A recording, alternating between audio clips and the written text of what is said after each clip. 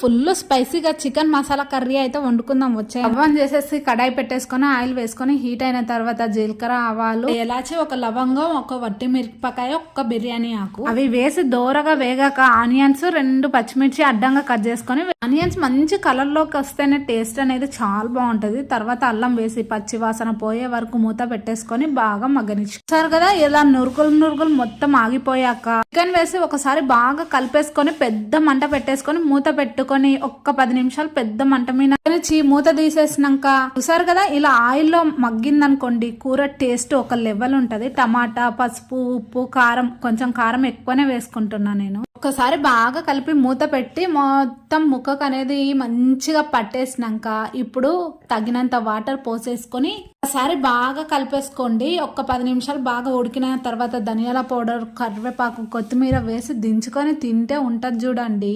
Bye అండి.